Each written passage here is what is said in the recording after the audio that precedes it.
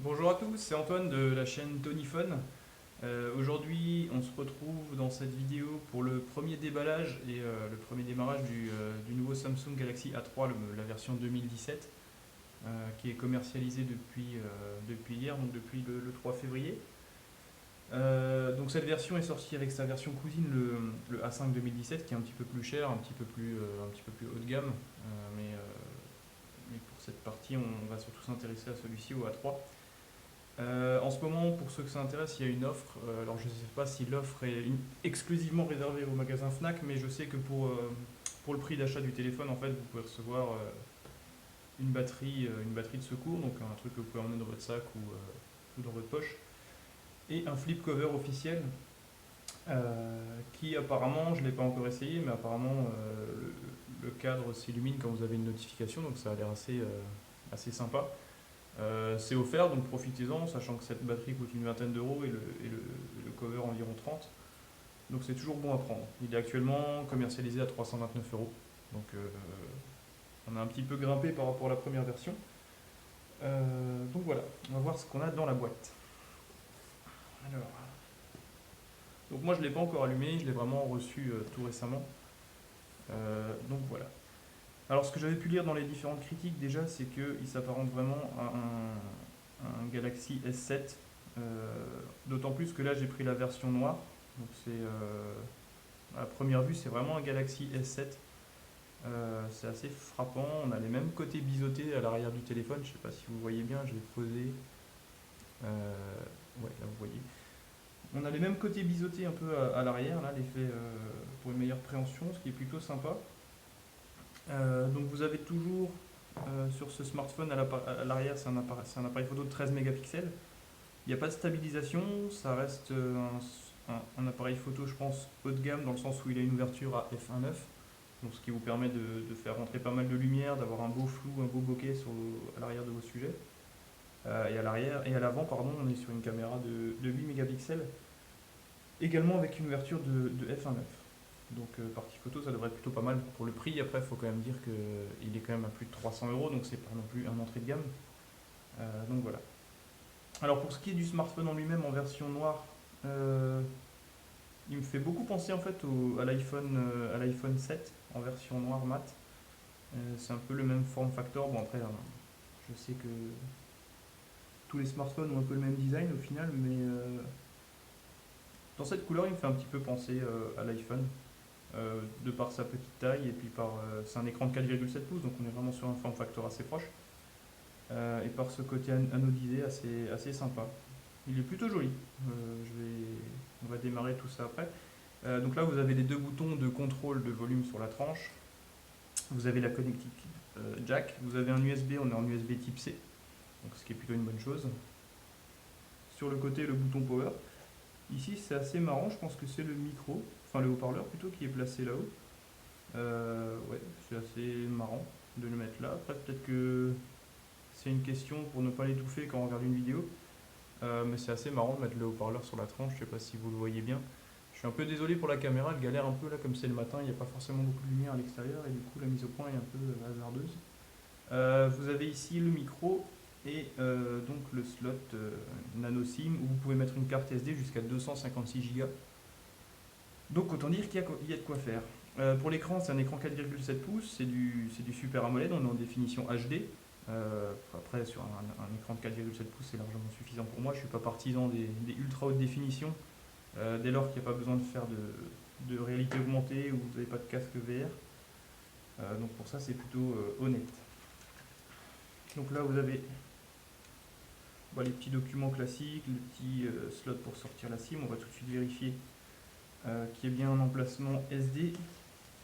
Je ne sais pas comment je vais l'ouvrir ce truc sans le déglinguer. Alors, bon, sinon on va le déglinguer, c'est pas très grave.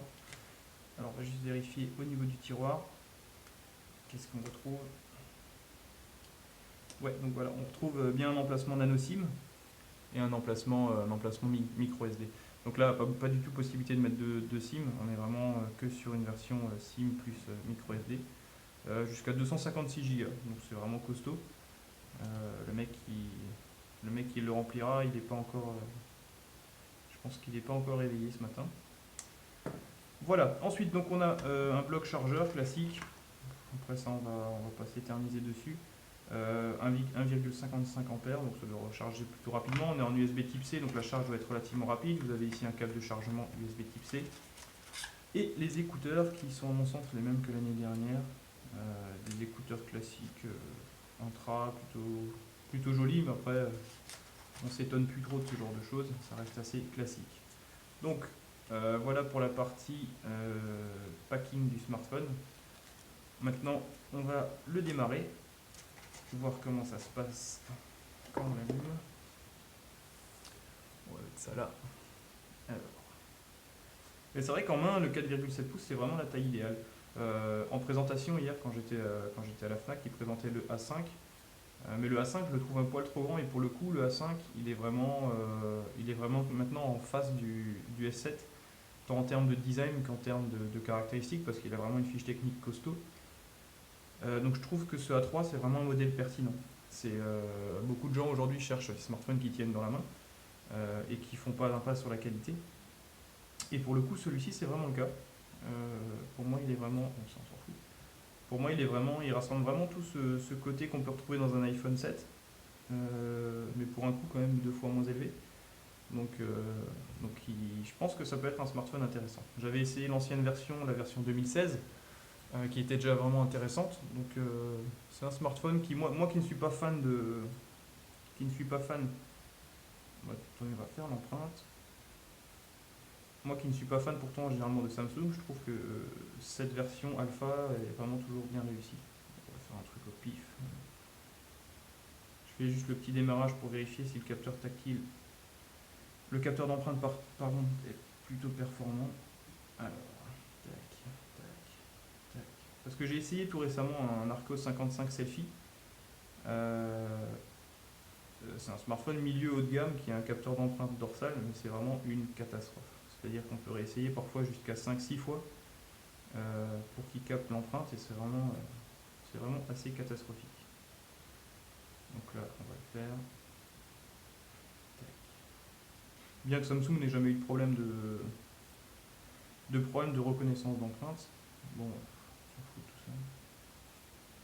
Ça aussi, on s'en fout. On s'en fout. On a l'impression qu'on achète une maison quand on allume leur téléphone. Voilà, donc on est sur une interface très classique. Donc comme je l'ai dit, un écran 4,7 pouces Full HD, c'est du Super AMOLED, donc des couleurs ultra flashy. Bien que ça se soit amélioré, hein, c'est vraiment plus aussi flashy que les premières versions, genre le Galaxy S6. Quand j'avais essayé le Galaxy S6 Edge, c'était vraiment abusé. Là, ça a l'air plutôt propre. On va juste ça, tac. On va mettre la luminosité à balle pour voir ce que ça donne. Donc voilà pour ce qui est de l'interface. Donc pour ce qui est du smartphone en lui-même, c'est une version 16 Go, donc il reste environ 9,7-10 Go d'espace de stockage. Mémoire RAM, on n'a que 2 Go, donc c'est un petit peu faiblard, mais après, comme je dis toujours, ce qui est important, c'est pas le nombre de Go, c'est vraiment la bonne adéquation entre la partie software et hardware, parce que la plupart des smartphones chinois aujourd'hui ont 4, 5, 6, enfin 4, pas 5, mais 4 ou 6 Go de RAM, et pourtant c'est pas des foudres de guerre forcément à chaque fois. Donc si c'est 2 Go et c'est bien optimisé, ça peut vraiment être tout bon. Pour ce qui est de la batterie, c'est du 2350 mAh. Donc apparemment, ils ont beaucoup travaillé sur l'autonomie, c'est un peu ce qu'ils mettent en avant. Donc on pourra voir, je verrai dans un prochain test si vraiment il tient le coup au niveau batterie. Sinon, qu'est-ce qu'on peut dire d'autre sur ce smartphone niveau technique? Je sais que c'est un processeur 1,6 GHz, donc un processeur Exynos, donc de la maison Samsung, c'est un octa-cœur. Et voilà, après pour ce qui est, il n'y a pas grand chose d'autre à dire sur ce smartphone. On va un petit peu passer dans la partie paramètres, juste pour voir en quelle version d'Android on se trouve. Ça on s'en fout complètement. Info logiciel. Donc là vous voyez on est sur du Android 6.0.1. Donc la dernière version disponible selon moi. Voilà. Donc sinon qu'est-ce qu'on a? Je sais pas si on a la version de la surcouche. Tac, Ok, donc voilà. Donc ça c'était une petite présentation pour simplement démarrer le téléphone, vous montrer un peu son design et je le trouve pour le coup vraiment réussi. Il fait un peu moins cheap que la version 2016 qui était déjà jolie hein, parce que la pire version c'était quand même celle qui était antérieure à la 2016 qui c'est vraiment bas de gamme low cost pourri. Là c'est vraiment sympa, le smartphone est assez léger, la prise en main est vraiment nickel, j'ai pas des mains énormes hein, donc là vous voyez qu'on arrive directement à une main, vous arrivez à choper la barre de navigation en haut. Ça reste vraiment un téléphone qui est à mon sens agréable à utiliser. Pour ce qui est de la partie photo, je pense que ça doit être du tout bon parce que la 3 2016 honnêtement il était vraiment sympa. Donc là on a, comme vous voyez, on peut faire des photos en 13 mégapixels en format 4 tiers ou en 16 neuvième en format 9,6 mégapixels. Vidéo, on est limité en Full HD. Bon, ça c'est pas très gênant. Pour le capteur frontal, on a bien les 8 mégapixels en 4 tiers ou 6 mégapixels en 16 neuvième. Ça j'ai un peu le défaut de Samsung quand je clique. J'ai un peu le défaut de mes différents Meizu, j'ai toujours envie de balayer le bouton pour revenir en arrière. Pour la vidéo à l'avant c'est pareil, ce sera du Full HD. Donc il y a divers raccourcis. Voilà, après, il a l'air assez sympa. Je vais essayer tout ça, je vous ferai un petit retour. Les fonds d'écran, on dirait qu'il y a pas mal de possibilités de personnalisation de l'écran, de l'interface, etc. Donc c'est plutôt sympa. Ce petit micro sur le côté, je vais quand même juste essayer et voir si c'est bien ce dont je pense. On va aller dans les sons, vérifier les sonneries. Tac. Ouais, donc le haut-parleur est bien ici sur le côté. Et le son est plutôt pas mal. C'est un son assez profond, un effet assez surround en fait qui se diffuse bien dans l'espace.